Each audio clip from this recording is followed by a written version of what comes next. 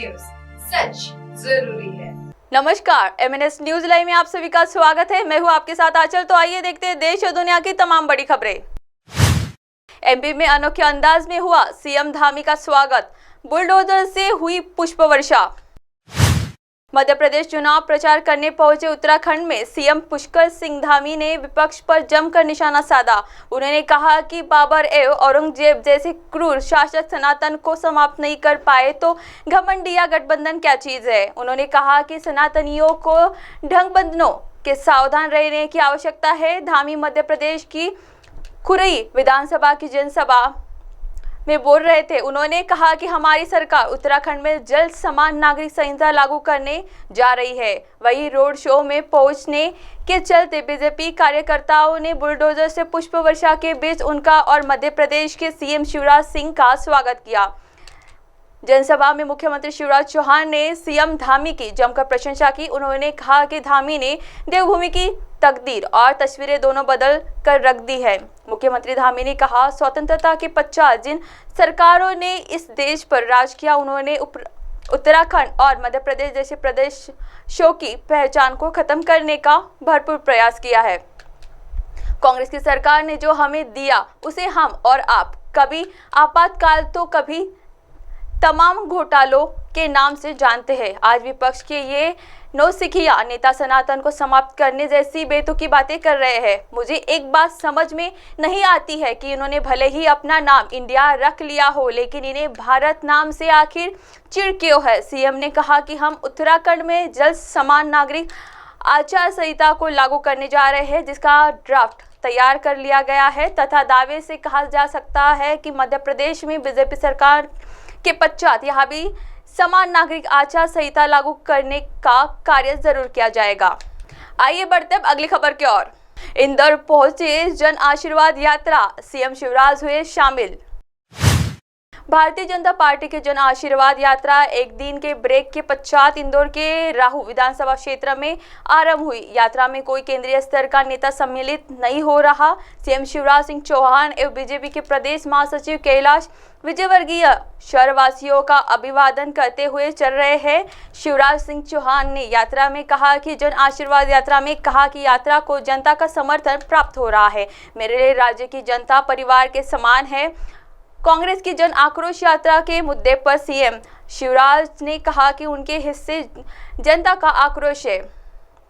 उन्होंने कन्यादान योजना, संबल समेत कई योजनाएं बंद कर दी। इसे लेकर जनता कांग्रेस से नाराज है। कांग्रेस ने हिंदू धर्म का अपमान किया है, यह मध्य प्रदेश की जनता सहन नहीं करेगी। विमानतल पर उनकी आगवानी MLA महेंद्र हरडिया, मालिनी गौड़, जयपाल सिंह चावड़ा ने की। तब पश्चात वे कार से राऊ पहुंचे एवं एक वाहन पर सवार हुए। फिर यात्रा 4 नंबर विधानसभा क्षेत्र पहुंचेगी। यात्रा प्रत्येक विधानसभा क्षेत्र 2-2 घंटे रुकेगी। 2 नवंबर विधानसभा क्षेत्र में यात्रा रात को पहुंचेगी तथा यहाँ यात्रा का समापन होगा। इंदौर में यात्रा कुल 12 किलोमीटर का सफर तय करेगी। इसके चलते CM नुक्कड़ संभाले भी लेंगे।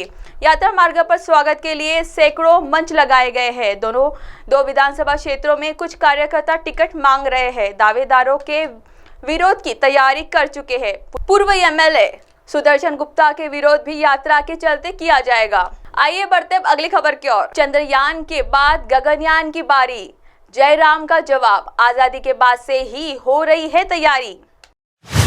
20 सितंबर पीयूष गोयल ने बुधवार को राज्यसभा में भारत के गगनयान मिशन की चर्चा की। उन्होंने कहा कि चंद्रयान मिशन के बाद अब भारत गगनयान मिशन की तैयारी कर रहा है। पीयूष गोयल ने बताया कि गगनयान मिशन आने वाले वर्ष 2024 के लिए प्लान किया गया है। पीयूष गोयल ने इस दौरान राज्यसभा में Chandrayaan 3 Aditya L1 mission, space mission में इस्तेमाल हो रही स्वदेशी तकनीक और इसरो के वैज्ञानिकों एवं कार्यकलापों का जिक्र किया। इस पर जवाब कांग्रेस की ओर से कांग्रेस के राज्यसभा सांसद जयराम रमेश ने दिया। जयराम रमेश सर्वप्रथम इसरो के वैज्ञानिकों को चंद्रयान 3 की सॉफ्ट लैंडिंग के लिए बधाई दी।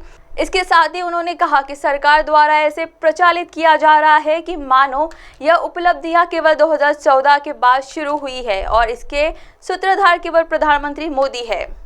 जयराम ने पंडित जवाहरलाल नेहरू व इंदिरा गांधी के विक्रम साराभाई के साथ सहयोग की बात कही। देश की आज़ादी के बाद किए गए स्पेस रिसर्च कार्यक्रमों का जिक्र किया। उन्होंने 1963 में किए गए पहले परीक्षण का भी उल्लेख किया। जयराम ने बताया कि पूर्व की सरकारें पूरी तरह इसरो और वैज्ञानिकों के साथ खड़ी रही है।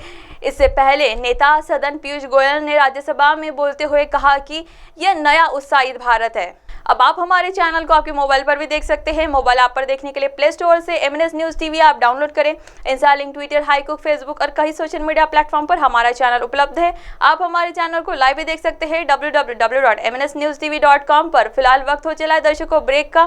ब्रेक से लौटने के बाद देखिएगा देश और दुनिया की तमाम बड़ी खबरें। बने रहिए MNS न्यूज़ के साथ। नमस्कार।